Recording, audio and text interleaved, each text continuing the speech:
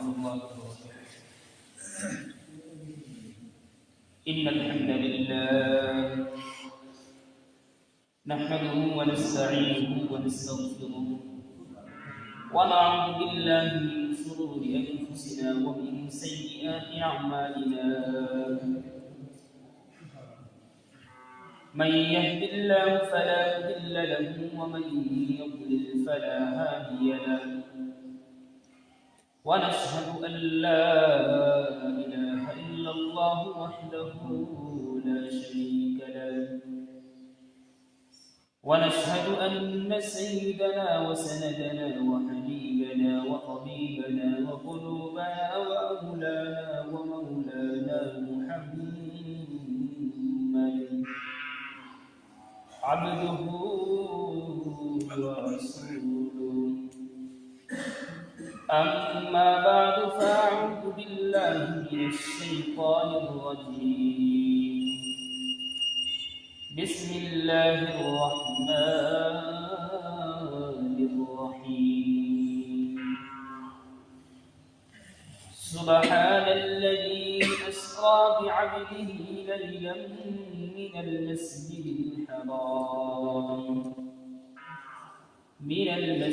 الحرام إلى المسجد الأقصى الذي باركنا حوله لنريه من آياتنا إنه هو السميع البصير.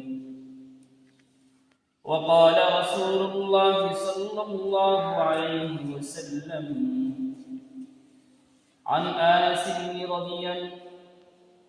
أنس بن مالك رضي الله تعالى عنه أنه قال: إذا دخل رجب قال: اللهم بارك لنا في رجب وشعبان وبلغنا رمضان.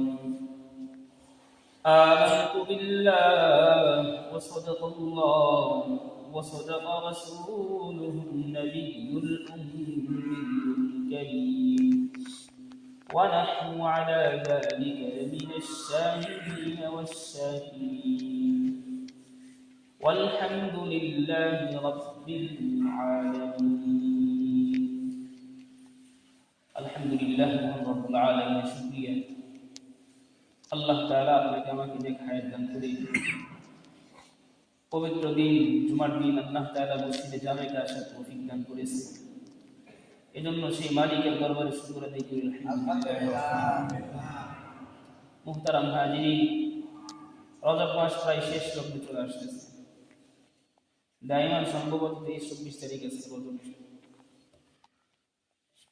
সামনে একটা তারিখ আসতেছে সেটা হচ্ছে 27 তারিখ। রজব মাসের 27 তারিখে যেটা মুসলিম উম্মাহের জন্য ঐতিহাসিক একটা দিবস, শবে মেরাজের দিবস। যে ওয়াকিয়াতকে সামনে করে, যে ঘটনাকে সামনে করে মুসলিম উম্মার একটা খ্যাতিনামা সমাজে এবং দুনিয়াতে প্রখ্যাত হয়েছে, সেটা হচ্ছে শবে মেরাজ। শবে মেরাজ কি? এটা আল্লাহ নবী সাল্লাল্লাহু আলাইহি ওয়াসাল্লামের এক জ্বলন্ত মুজিজা। আমাদের নবী সাল্লাল্লাহু আলাইহি ওয়াসাল্লামের অনেক মুজিজা আছে, যে মুজিজাগুলো সমস্ত মুজিজার একটা মুজিজা যদি একত্রিত করা হয়, সমস্ত নবীদের মুজিজা যদি আলাদা করা হয়, তবে আমাদের নবীর একটা মুজিজার শান মান হাজার গুণ বেশি। আমাদের নবী সবচেয়ে বড় মুজিজা হচ্ছে কালামুল্লাহ, আল্লাহর কুরআন সবচেয়ে বড় মুজিজা। কারণ এটা এমন একটা কালাম, যে কালামকে আল্লাহ তাআলা এমন ভাবে নাযিল করছে, যেই নাযিলের মাধ্যম ওয়াসিতা শুধুমাত্র স্বয়ং রব্বুল আলামিন নিজে। দুনিয়ার অন্য কোনো কিতাব মুখস্থ করতে গেলে কোনো কিতাব লাগে অথবা অন্য কোনো বস্তুর মাধ্যম লাগে, কিন্তু আল্লাহ তাআলা যেই কালামকে আমাদের নবী সাল্লাল্লাহু আলাইহি ওয়াসাল্লামের নিকট প্রেরণ করছেন, সেটার মাধ্যম জিবরাইল সবচেয়ে বড় ফেরেশতা এবং যিনি যার পক্ষ থেকে আসছে তিনি হচ্ছেন আমাদের রব্বুল আলামিন। শুধু তাই না, এই কালামটা যা আল্লাহ তাআলা আমাদের নবীর নিকট প্রেরণ করলেন, প্রেরণ করার পর আমাদের নবীর সাথে কাফের মুশরিককে তাফরিক করার জন্য, পৃথক করার জন্য চ্যালেঞ্জ শুরু হয়। কি চ্যালেঞ্জ? আমরা তো মুসলিম জাতি, কোরআনকে বিশ্বাস করি। কোরআন তো হচ্ছে আমাদের দ্বারক বাহক, পথ নির্দেশনার জন্য সব সময় আমাদেরকে চলার পথিক হয়ে রাহবারি করে। সেই কোরআনটা যখন আমাদের নবীজি সাল্লাল্লাহু আলাইহি ওয়াসাল্লামের নিকট নাযিল হয়, মুসলমান যারা তারা তো স্বীকার করে নেয়, কিন্তু কাফের মুশরিক সেই আমার মাজুসি যারা ছিল তারা স্বীকার করল না, অস্বীকার করল। আল্লাহ তাআলা সেই কাফেরদের জবাবে বলে, ও আমার হাবিব, সেই মুশরিকটা আপনার সাথে যেরকম তিরস্কারমূলক আচরণ করতেছে, আপনি তাদের সাথে চ্যালেঞ্জ করেন যেন তারা 10টা আয়াত নিয়ে আসে। পর্যায়ক্রমে সূরা বাকারার মধ্যে আসছে 25 নম্বর আয়াতে আসছে, আল্লাহ তাআলা বলেন, قال الله تعالى في كلامه المجيد وإن كنتم في ريب مما نزلنا على عبدنا, আমি যে কালামুল্লাহ আমার মুহাম্মদ রাসূলুল্লাহর নিকট প্রেরণ করেছি,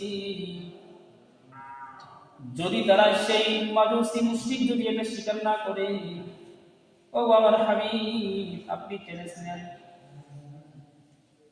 যেন তারা এই কোরআনের মতো একটা সূরা যেন নিয়ে আসে, তাহলে বুঝবো যে এটা মিথ্যা কোরআন। কারণ আল্লাহ তাআলা এমন কালাম তৈরি করছেন যেই কালামের বিপক্ষে একটা সূরা নিয়ে আসা তো দূরের কথা, সেই কালামের বিপক্ষে একটা আয়াত নিয়ে আসা সম্ভব না। আয়াত তো দূরের কথা, একটা হরফ তাগয়ির করা, পরিবর্তন করা সম্ভব না। কারণ যেই কালামুল্লাহ আল্লাহ তাআলা আপনার আমার পয়গম্বর প্রতি নাযিল করছেন, এটা হচ্ছে দুনিয়ার মধ্যে সবচেয়ে আল্লাহ তাআলার নবীর নিকট সবচেয়ে বড় জ্বলন্ত এক মুজিজা। সবচেয়ে বড় মুজিজা যেগুলো আছে, সবচেয়ে আউয়াল যেটা, সেটা হচ্ছে আল্লাহ তাআলা আল্লাহর নবীর কোরআন পাঠাইছে, যেটা সেটা সবচেয়ে বড় মুজিজা। অনুরূপভাবে একটা বড় মুজিজা হচ্ছে আল্লাহ তাআলা আমাদের নবীকে এই দুনিয়ার জগৎ থেকে, দুনিয়ার কোনো বাহন না, দুনিয়ার কোনো ব্যক্তির চালকের মধ্য দিয়ে না, এবং এই মাকাম থেকে আল্লাহ তাআলার সান্নিধ্য পর্যন্ত গমন করাইছে, এটাও এক বড় মুজিজা। কারণ কেন? আমরা হাল জামানায় দেখি এই দেশ থেকে ও দেশ থেকে উড়ে যেতে কয়েক ঘন্টা টাইম লাগে, কিন্তু আল্লাহ তাআলা রাতের কিছু মুহূর্তে আমার আপনার পয়গম্বরকে বাইতুল্লাহ থেকে, বাইতুল মাকদিস থেকে প্রথম আসমান, দ্বিতীয় আসমান, তৃতীয় আসমান ভেদ করে সপ্তম আসমান পার করে সিদরাতুল মুনতাহা আল্লাহ তাআলা আরশে আজিম পর্যন্ত দাওয়াত দিয়ে দিয়েছে। এটা হচ্ছে সবচেয়ে বড় মুজিজার মধ্যে এটাও শামিল করা যায়। আল্লাহ তাআলা কালামুল্লাহর মধ্যে ফরমান, সুবহানাল্লাযী আসরা বিআবদিহি, ইসরা কি মিরাজ কি 27 তারিখে যে কাজটা সংগঠিত হয়েছিল আল্লাহ নবীর মধ্য দিয়ে, সেটা হচ্ছে সবে মেরাজের রাত। সব অর্থ রাত, কাফি শব্দ, মেরাজ অর্থ মেরাজ, সবে মেরাজ, মেরাজের রজনী। মেরাজটা কি আর জুন থেকে আসছে, ইসরা মেরাজ। ইসরা বলা হয় রাতের ভ্রমণকে, মেরাজ বলা হয় ঊর্ধ্ব জগতের যে একটা যাত্রা, সেটাকে বলা হয় মেরাজ। দুই শব্দ বুঝুন, এক নম্বর হচ্ছে ইসরা, মেরাজ। সূরা বনী ইসরাঈলের প্রথম আয়াতের মধ্যে আল্লাহ তাআলা বলেন, আসরা বিআবদি, আল্লাহ তাআলা আমার হাবিবকে ইসরা করাইছেন। মিনাল মাসজিদিল হারাম ইলাল মাসজিদিল আকসা, কি দিয়ে? বারাকনা হাওলা, বরকতপূর্ণ একটা বাহন দিয়ে। এগুলো বিস্তারিত বলবো ইনশাআল্লাহ এই সপ্তাহে। আল্লাহ তাআলা বলেন, আল্লাহ তাআলা কালামুল্লাহর মধ্যে ফরমান, আমার আপনার পয়গম্বর দিয়ে আল্লাহ তাআলা ইসরা করাইছেন, মিরাজ করাইছেন। কোন সময় করাইছেন? প্রেক্ষাপট কি? হিজরতের 1 থেকে 1.5 বছর আগে আল্লাহ তাআলা মক্কা থেকে আল্লাহ নবী সাল্লাল্লাহু আলাইহি ওয়াসাল্লামকে মেহমানদারির জন্য ডাকছেন। কেন ডাকছেন? ইতিহাস বলে আল্লাহ নবী সাল্লাল্লাহু আলাইহি ওয়াসাল্লামকে যখন তায়েফে পাঠাইলেন, তায়েফে পাঠানোর পর সেই তায়েফবাসী ইসলাম গ্রহণ করল না। দুষ্ট ইনসান যারা আছে আল্লাহ নবীকে যখন তাকলিফ দেয়, তার চাচা মারা যায়, খাদিজা মারা যায়, যে বছরটাকে আল্লাহ নবীকে হুজনে আম করা হয়, চিন্তার বছর, কষ্টের বছর, আল্লাহ নবী সাল্লাল্লাহু আলাইহি ওয়াসাল্লামকে সান্ত্বনা দেওয়ার জন্য আল্লাহ তাআলা আসমান থেকে কিছু পাঠায় নাই, স্বয়ং রব্বুল আলামিন রাহমাতুল লিল আলামিনকে মেহমানদারির জন্য ডাকছে। কেন ডাকছে? আল্লাহ নবী সাল্লাল্লাহু আলাইহি ওয়াসাল্লাম কেমন তোহফা দিবে, যেই তোহফা দুনিয়ার চেয়ে আর কোনো অধিক সম্মানিত নাই। তো যাব কেমনে? আল্লাহ তাআলা কোরআনের মধ্যে ফরমান, সুবহান আসরা বিআবদি, প্রশংসা সেই সত্তার, আসরা করাইছেন আল্লাহ তাআলা বাইতুল্লাহ থেকে, অর্থাৎ মক্কা মুকাররমার যে কালাগিলা ফলা ঘর যেটা, সেটা হচ্ছে বাইতুল্লাহ। আল্লাহ তাআলা বাইতুল্লাহ থেকে বাইতুল মাকদিস, বর্তমানে ফিলিস্তিন যেটা আছে, বর্তমানে যেটা ইসরায়েল দখল আছে, সেটা হচ্ছে বাইতুল মাকদিস মুকদ্দাস। বাইতুল্লাহ থেকে, বাইতুল মাকদিস থেকে যে ভ্রমণ করাইছে সেটা হচ্ছে ইসরা। কি দিয়ে গেছে? আল্লাহ নবী বলেন, আমাকে আল্লাহ তাআলা বুরাক দিয়ে গেছে। বুরাক, সেই বুরাকের রূপ কি, আকৃতি কি?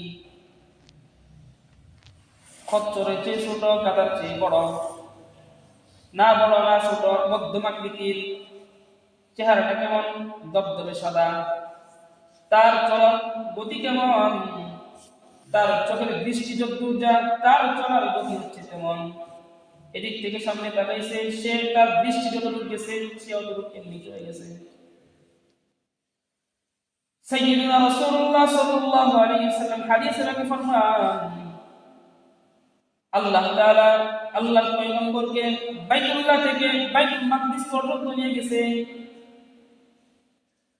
হাদিসের মধ্যে এক riwayat আছে, আল্লাহর নবী সাল্লাল্লাহু আলাইহি ওয়াসাল্লামের নিকট জিবরাইল আসছে।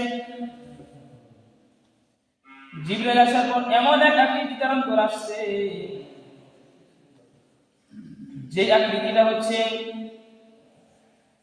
অন্য অন্য দিন যেরকম ভাবে আল্লাহর নবীর নিকট সামনে উপস্থিত এসে বলে, ও আল্লাহর নবী, আপনার নিকট আমি নিয়ে আসছি বা কালামুল্লাহর আয়াত নিয়ে আসছি। কিন্তু যেদিন ইসরা হয়, যেদিন মিরাজ হয়, আল্লাহর নবী ফরমান, সেদিন আল্লাহ তাআলা জিবরাইলকে অন্য কোন মাধ্যম দিয়ে পাঠায় নাই, স্বয়ং আল্লাহ রাব্বুল আলামিন উনার বাসগৃহ যেটা ছিল, সেই বাসগৃহের ছাদকে ব্যাক করে আল্লাহ তাআলা আসমান থেকে জিবরাইলকে পাঠাইছে। শুধু তা না, যখন জিবরাইল আলাইহিস সালাম আসলেন, আসার পর আল্লাহ নবীকে বললেন, আল্লাহর হাবিব, আপনি ওযু করুন। আপনি ওযু করেন। ওযু করার পর আল্লাহ তাআলা আপনাকে মেহমানদারির জন্য ডাকছেন, চলেন। হাদিসের মধ্যে ওয়াকিয়াত বর্ণনা করেন, ওযু করছেন। ওযু করার পর আল্লাহ নবী সাল্লাল্লাহু আলাইহি ওয়াসাল্লাম সেই বুরাক নামক বাহনে উঠছেন। বুরাক নামক বাহন থেকে আল্লাহ তাআলা নবী সেই বাইতুল্লাহ থেকে এক দৌড়ে আল্লাহ নবী সাল্লাল্লাহু আলাইহি ওয়াসাল্লাম বাইতুল মাকদিসে চলে গেছেন। যখন গেছেন, যায় সেটা দেখে সমস্ত আম্বিয়া আলাইহিস সালাম যারা ছিলেন সবাই সমবেত ওখানে আছে। অন্য অন্য পয়গম্বর যেরকম ভাবে আল্লাহ নবী সাল্লাল্লাহু আলাইহি ওয়াসাল্লাম যেমনে গেছে, ওনারাও আসছে। বাইতুল মুকাদ্দাসের সামনে একটা খুঁটা কাটা হয়েছে, সমস্ত পয়গম্বরের সুয়ারিগুলো সেখানে জমা করছে, যে জায়গায় বাঁচছে আল্লাহ নবী সাল্লাল্লাহু আলাইহি ওয়াসাল্লামের সেই বুরাকের সুয়ারির বাহনটাকে সেই জায়গায় বাঁচছে। বাদার পর আল্লাহ নবী সাল্লাল্লাহু আলাইহি ওয়াসাল্লাম সমস্ত পয়গম্বরদের ইমামতি করছে, সুলতানাত করছে, দুনিয়ার হাইসিয়ত আল্লাহ নবীকে বড় করতেছেন আল্লাহ তাআলা। সমস্ত পয়গম্বরের ইমামতি করার জন্য আল্লাহ তাআলা সাইয়্যিদুল মুরসালিন পাঠাইছেন। বাইতুল মাকদিসে আল্লাহ নবী সেটা সত্যায়ন করে যখন বের হয়ে যায়, জিবরাইল আলাইহিস সালাম হাতের মধ্যে দুইটা পেয়ালা নিয়ে আসছে। এক পেয়ালার মধ্যে হাদিসের মধ্যে বর্ণিত আসছে, এক পেয়ালার মধ্যে আল্লাহ নবী সাল্লাল্লাহু আলাইহি সাল্লামের নিকট সামনে পেশ করা হলো দুধ, লাবান। অপর পাত্রের মধ্যে পেশ করা হয়েছে খামার, মদ। আল্লাহ নবী সাল্লাল্লাহু আলাইহি ওয়াসাল্লাম দুই পেয়ালার মধ্যে এক পেয়ালা ইখতিয়ার করছেন। যখন ধরছেন, জিবরাইল বলল, ওগো আল্লাহর হাবিব, আপনি যদি লাবান অর্থাৎ দুধ যদি না ধরেন, খবর ধরতেন, আপনার অন্য সমস্ত গুলো হারাম হয়ে যেত। আল্লাহ শুধু আল্লাহ তাআলা আপনার আমার পয়গম্বরের জন্য সেই লাবানকে অধিক মাইলান করে দিয়েছে, এবং সেই মাইলান হওয়ার কারণে দুধ ধরছে। আল্লাহ নবী সেটা পান করছেন। পান করার পর সে উর্দু জগতে ভ্রমণ শুরু হয়েছে। দুনিয়ার যাত্রা থেকে শুরু করে প্রথম আসমানকে যখন ভেদ করতে যাবে, আসমানকে ফাটে নাই, বড় আসমানের দরজা করে দেওয়া হয়েছে। আল্লাহ নবী সাল্লাল্লাহু আলাইহি ওয়াসাল্লামকে যখন রাহবারি করে জিবরাইল যখন নিয়ে যাইতেছে, প্রথম আসমানে গেছে। যাওয়ার পর আল্লাহ তাআলা পয়গম্বরকে দেখে প্রথম আসমানের দারওয়ান দারোগা বলেন, ভাই জিবরাইল, কে নিয়ে আসছো? মান হাদার রাজুল, এই লোকটাকে তুমি নিয়ে আসছো, এই লোকটার নাম কি? বলেন, হাদা মুহাম্মদ নবিয়ুল্লাহ, ইনি হচ্ছে আল্লাহর রাসূল মুহাম্মদ রাসূলুল্লাহ। তো কেন বলতেছেন যে ভাই জিবরাইল, তুমি যে তাকে নিয়ে আসছো সে কি আল্লাহ তাআলার নিকট যাইতেছে নাকি তাকে টাকা পাইছে? আল্লাহ নবী বলেন, যখন জিবরাইল এই কথা শুনলেন, সঙ্গে সঙ্গে জিবরাইল বলতেছেন, ওয়া দাআউতুহু, তাকে ডাকা হয়েছে। প্রথম আসমানের দারোয়ানের নাম হচ্ছে ইসমাঈল, হাদিসে মধ্যে ওয়াকিয়া আসছে। ইসমাঈল যখন এই কথা বললেন, ইসমাঈলকে বলতেছেন, ভাই ইসমাঈল, এটা আল্লাহ তাআলা আল্লাহ নবী ডাকছেন, তাই বলতেছে দরজা খুলো। প্রথম আসমান বেদ করছে। প্রথম আসমান বেদ করার পর আল্লাহ নবী সাল্লাল্লাহু আলাইহি ওয়াসাল্লাম যখন উঠতে শুরু করলেন, প্রথম আসমানে ডেকে বাবা আদম যখন আমাদের পয়গম্বরকে দেখছেন, বলতেছেন, মারহাবান আহলান সাহলান, হে আমার বেটা, তোমার জন্য খায়ের কল্যাণ, তোমার জন্য মুবারকবাদ। বাবা আদম আমাদের নবীর জন্য দোয়া করছে। প্রথম আসমানের ওয়াকিয়াত শেষ। দ্বিতীয় আসমানকে যখন যাইতেছে, দ্বিতীয় আসমানে দারোগা বলতেছেন, যখন জিবরাইল সেই আসমান খটখটায়, দরজা যখন খটখটায়, তখন জিবরাইলকে বলা হয়, কে? মান আনতা ওমান মাআকা হাযার রাজুল, তুমি কে আর তোমার সাথে এই ব্যক্তি যে আছে কে? জিবরাইল বলেন, হাদা সাইয়্যিদু রাসূলুল্লাহ, এই হচ্ছে আল্লাহ তাআলার রাসূল। জিবরাইল যখন এই কথা বললেন, সেই দারোগা, দ্বিতীয় আসমান দারোগা বলতেছেন, যাও, ঠিক আছে, তুমি আল্লাহ তাআলার সান্নিধ্যের জন্য দ্বিতীয় আসমান বেদ করো। দ্বিতীয় আসমান যখন বেদ করা শুরু করলো, দ্বিতীয় আসমানের মধ্যে দুইজন নবী আছে। হাদিসের মধ্যে আসছে, একজন নবী হচ্ছে আমাদের পয়গম্বর, আগে পয়গম্বর অর্থাৎ ঈসা আলাইহিস সালাম, এবং তার সাথে আছে জাকারিয়া আলাইহিস সালামের বেটা হচ্ছে ইয়াহইয়া।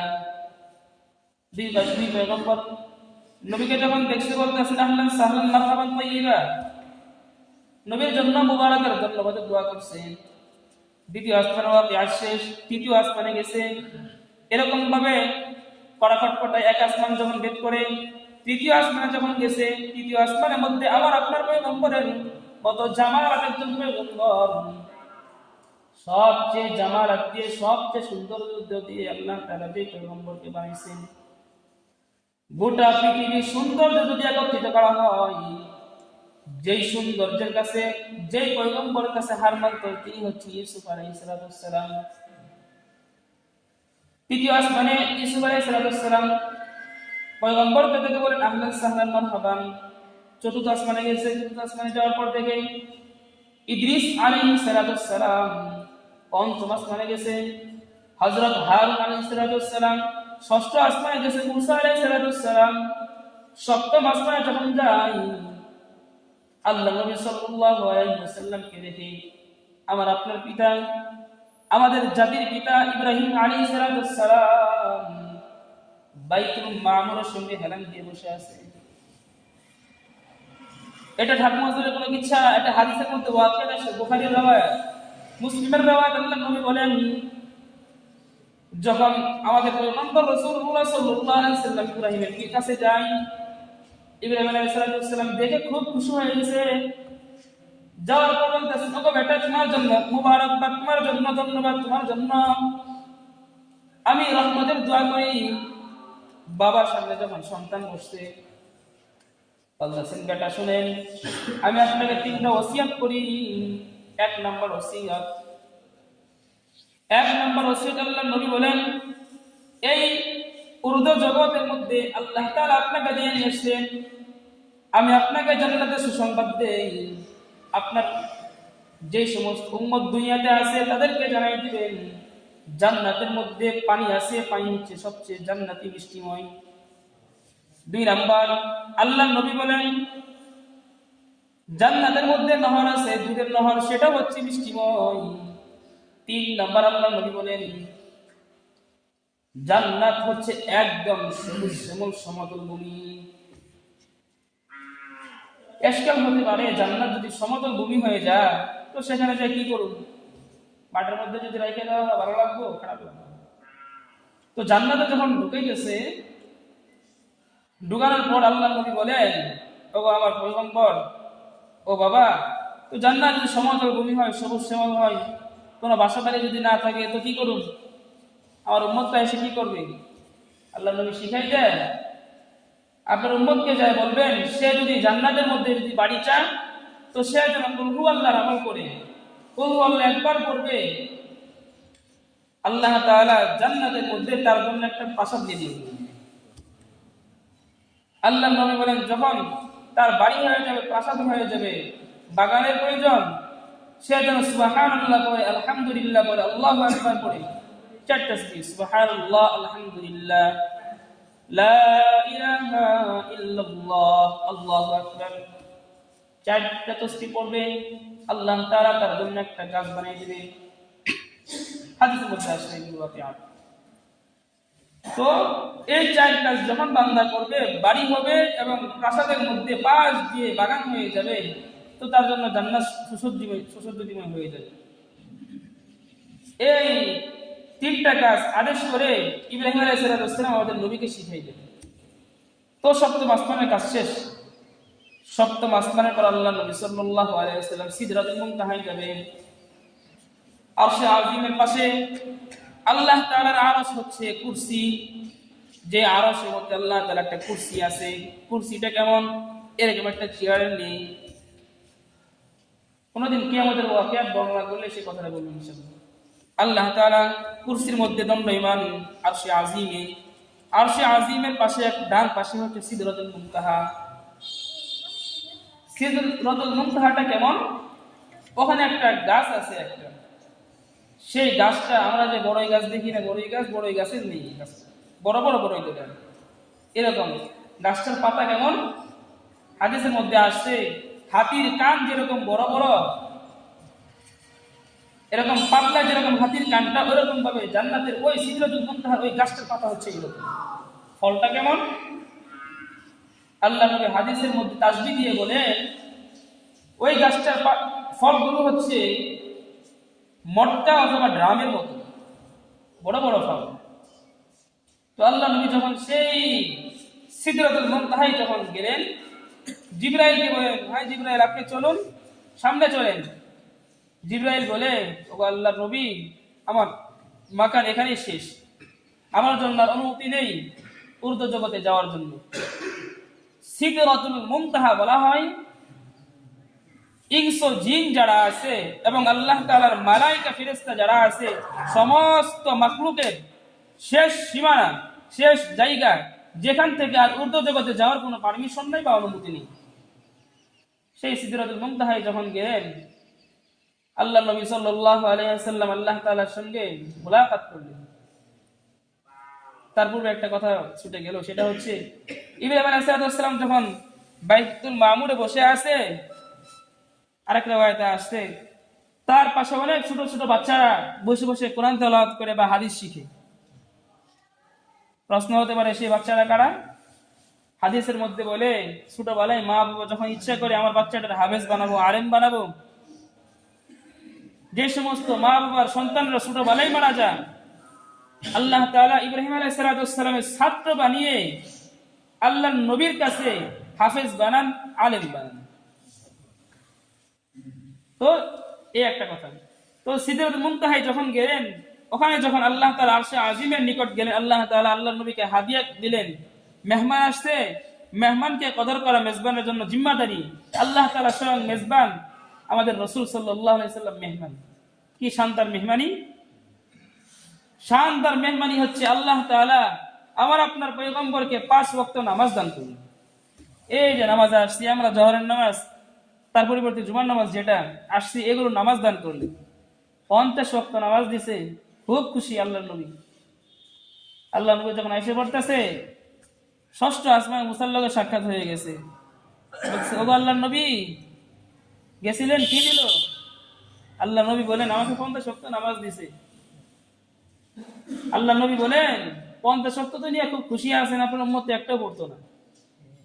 কারণ বনি ইসরাইল আমি টেস্ট করে দেখছি, ওরা আমারে বলতো যে আপনি যান আর আপনার খুদা যান সেই ইহুদিদের সঙ্গে এবং নাফরমানের সঙ্গে যুদ্ধ করার জন্য, আমরা এখানে বসে রইলাম।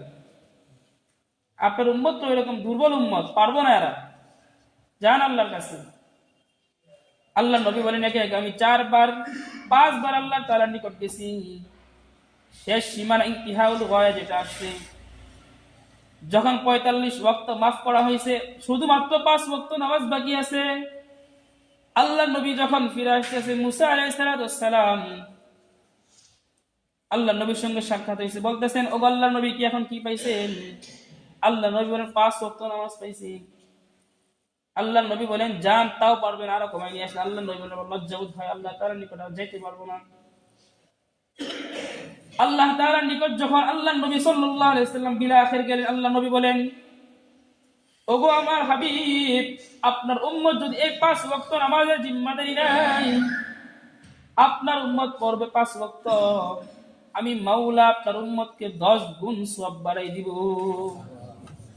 পড়বে 1 ওয়াক্ত নামাজ, 10 ওয়াক্ত নামাজের সওয়াব দান করবে। 5 ওয়াক্ত নামাজ পড়বে, আল্লাহ তাআলা 50 ওয়াক্ত নামাজের সওয়াব দান করবে। এটা হচ্ছে মিরাজের ওয়াকিয়াত। যখন আল্লাহর নবী আবার ফিরে আসছে, বাইতুল মাকদিস বেদ করে যখন আবার দুনিয়াতে যখন বাইতুল্লাহতে আসছে, সকালবেলা আল্লাহর নবী সাল্লাল্লাহু আলাইহি ওয়াসাল্লাম হারামের মধ্যে বসে আছেন, মাতাফে তাওয়াফে বসে আছেন। আল্লাহর নবী চিন্তিত অবস্থায়, ফজর বাদ, খুব পেরেশান। তখন আল্লাহ নবী সাল্লাল্লাহু আলাইহি ওয়াসাল্লামের নিকট মক্কার কুরাইশ এবং মক্কার মুশরিকরা এসে বলতেছেন, ও মুহাম্মদ, তোমার কি হয়েছে? চিন্তিত দেখা যায় কেন? যখন তার চাচা আবু জাহেল গেছে, বলতেছেন, ভাতিজা কাহিনী কি? বলতেছেন, চাচা একটা কাহিনী গতকাল রাতে ঘটে গেছে। এমন কাহিনী ঘটছে, অল্প একটু সময়ের মধ্যে আমি অজুরত অবস্থায় অজু করে আল্লাহ তাআলার এই দুনিয়া থেকে 7 আসমান জমিন ভেদ করে আল্লাহর সঙ্গে সাক্ষাৎ করছি। যখন আবার ফিরে আসছি, দুনিয়ার জগতে যখন আসছি, এসে দেখি আমি যেই অজুর পানি যে আমি করে গেছি, সেই অজুর ফোটার পানিগুলো টপকায় টপকায় পড়তেছে। মাত্র অল্প সময়ের মধ্যে এই দুনিয়া ঘুরে 7 আসমান ভেদ করে আবার ফিরে আসছে। কি করলো? অল্প সময়ের মধ্যে এই কাহিনী হয়ে গেল। সেই আবু জাহেল বলে, নেও, কাম হয়েছে, কাহিনী একটা পাই নিছি। এমনি পাগল বলি, তার মধ্যে যেই পাগলে যে কথা বলছে, অবশ্যই পাগল হয়েছে নির্গাতে। যখন এই কথা বলছে, এই কথা বলার পর বলতেছেন, তুমি যে আমার কাছে এই কথাটা বললা, আমি যদি সবাইকে ডাক দিই বলতে পারবা? আল্লাহ নবী অবশ্যই বলতে পারবো। যখন বললেন, সমস্ত কুরাইশকে সামনে নিয়ে আসলেন, বলতেছে, এই কুরাইশবাসী, ইয়া আহলাল কুরাইশ, তাল হানাকা তাল হানাক, এখানে আসো এখানে আসো। যখন গেছে বলতেছেন, দেখো মুহাম্মদ কি বলে। মুহাম্মদ, তুমি আমাকে যেটা বলছো সবাইকে বলেছে। যখন সবাইকে এটা বলতে শুরু করছে, এক সাহাবী যে আবু বকরকে বলে, তোমার পয়গম্বর, তোমার নবী এই কথা বলা শুরু করছে, তুমি কি এটা বিশ্বাস করো? সিদ্দিক আকবর বলে, অবশ্যই বিশ্বাস করি। এটা যদি আল্লাহর নবী সাল্লাল্লাহু আলাইহি ওয়াসাল্লাম যদি বলে থাকে, অবশ্যই সেটা আমি সত্যায়ন করি। আল্লাহু আকবার। কারণ কেন? সিদ্দিক এমনি বলা হয় না, আল্লাহর নবী বলছেন, তাহলে সেটা মিথ্যা হইলেও সত্য, সত্য হইলেও সত্য, এই জন্য সিদ্দিক। তো সিদ্দিক আকবর বিশ্বাস করলো, নবী এই কথা বললেন, সমস্ত নবীর পরীক্ষা নেওয়া শুরু করছে, তাজরিবা নেওয়া শুরু করছে। তাজরিবা কি? আপনি বাইতুল মাকদিস গেছেন, দরজা কয়টা, জানালা কয়টা, লম্বা সময় নাই, সব কিছু জিজ্ঞাসা করতেছে। প্রথম আসমানে গেছেন, আদমকে কেমন দেখা যায়, ঈসাকে কেমন দেখা যায়। ঈসা আলাইহিস সালামের ওয়াকিয়াত আসছে, আল্লাহ নবী বলেন, ঈসা আলাইহিস সালাম কেমন দেখা যায়। আমার সাহাবী উবাইদা ইবনে মাসউদ রাদিয়াল্লাহু তাআলা যেমন দেখতে, আমার সেই পূর্বের পয়গম্বর ঈসা আলাইহিস সালাম দেখতে তেমন। জিবরাইল কেমন? আল্লাহ নবী বলেন, দাহিয়াতুল কলবি যেমন, জিবরাইল হচ্ছে তেমন। এরকম ভাবে ওয়াকিয়াত ঘটনা যেগুলো আছে সব বিস্তারিত বলে দিয়েছে। তো মেরাজের ওয়াকিয়া 27 তারিখ, আজ 23 তারিখ বা 24 তারিখ চলতেছে, সামনে তো কয়েকটা দিন আসবে। লম্বা টাইম যে কি বুঝাইলাম? সবে মেরাজের ওয়াকিয়াতটা হচ্ছে আল্লাহ নবী সাল্লাল্লাহু আলাইহি ওয়াসাল্লামের এক জ্বলন্ত মুজিজা। মুজিজা, এমন মুজিজা যে মুজিজার কারণে আমাদের উম্মতের জন্য হিকমত হচ্ছে, আমাদের জানার বিষয় হচ্ছে। অন্য অন্য পয়গম্বরকে যেমন মুজিজা দেওয়া হয়েছে, আমাদের পয়গম্বরের মুজিজা হচ্ছে আমাদের সালাত যেটা পাইছি আমরা, এই মেরাজের মাধ্যমে পাইছি আমরা। কদরদানি কি করব? কদরদানি করব হচ্ছে 5 ওয়াক্ত নামাজের মাহফুজ রাখা হচ্ছে সবে মেরাজকে পালন করার সামনে। হেফাজত করব, সবে মেরাজের জিম্মাদারি আদায় হয়ে যাবে। বলতে পারে, ফাজাইল কি হতে পারে হুজুর? এই খুতবার সার বস্তু আসছে, বিভিন্ন বিভিন্ন রিওয়ায়াত আসছে, মাউযু হাদিস দ্বারা, জাল হাদিস দ্বারা আসছে। রোজা রাখবো কি রাখবো না, তবে একটা হাদিসের মধ্যে আসছে, যদিও মাওকুফ রিওয়ায়াত, কোন ব্যক্তি যদি মেরাজের রজনীতে রোজা রাখে বা দিনের বেলা যদি সে রোজা রাখে, তো সে ব্যক্তি 60 মাস রোজা রাখার সওয়াব পাবে। তবে কেউ যদি রাখতে চায় রাখতে পারি, বাধা দিব না, নফল রোজা হিসেবে রাখতে পারি। তবে এর জন্য বাড়াবাড়ি করবো না, অমুক রোজা রাখছে আপনি কেন রাখলেন না, বাড়াবাড়ি নাই। নামাজ যদি পড়তে চাই সবে মেরাজ উপলক্ষে, আল্লাহ নবীর এক জ্বলন্ত কাহিনী এই রাত্রিতে হয়েছে, মন চাইলে নফল নামাজ পড়তে পারি। অন্য অন্য রাত্রিতে যেরকম ইবাদত করতে চাই, নফল পড়তে চাই, এই রজনীতে সেরকম ভাবে যদি মন চাই পড়তে পারেন, তো বাধা নেই এখানে। কোন সূরাতে পড়বেন, সূরাতুল ইখলাস বা অন্য কোন দরুদ শরীফ পড়া লাগবে কিনা, এগুলো কোনো বাধা বিপত্তি এর মধ্যে কিছু নেই। অন্যান্য সাধারণ নামাজ যেভাবে পড়ি সেভাবে যদি মন চায় পড়তে পারেন। আর রোজা রাখার যে বিষয়টা, একটা হাদিস আসছে, সেটা হচ্ছে বললাম, যেটা এই 27 রজনীতে যদি দিবসে যদি রোজা রাখতে চাই, একটা রোজা রাখলে 60 মাস রোজা রাখার সওয়াব পাওয়া যায়। যদি কেউ রাখতে চায় রাখতে পারে ইনশাআল্লাহ। এবং সবচেয়ে গুরুত্বপূর্ণ যে বিষয়টা আল্লাহ নবীর হাদিসের মধ্যে আমরা পাইছি, গত 2 সপ্তাহ আগে বলছি, আল্লাহ নবী বলেন, মেরাজের রজনী সবে মেরাজ উপলক্ষে তোমাদের এই মাসটা, রজব মাস যেটা আসে, তোমরা সবচেয়ে একটা কাজ বেশি বেশি করে করবা, সেটা হচ্ছে আল্লাহর নিকট দোয়া করবা। কি দোয়া করবা? দোয়া শিখিয়ে দিছি, আল্লাহুম্মা বারিক লানা ফি রজব ওয়া শাবান ওয়া বাল্লিগনা রমাদান। আল্লাহ, আপনি রজব শাবানে বরকত দেন এবং রমজান পর্যন্ত হায়াত বাড়াই দেন। এই দোয়া করবেন ইনশাআল্লাহ। আল্লাহ তাআলা আপনাকে আমাকে বেশি বেশি আমল করে দোয়া করে আল্লাহ তাআলা মাকবুল হাসিব করার তৌফিক দান করে সকলে বলি আমিন।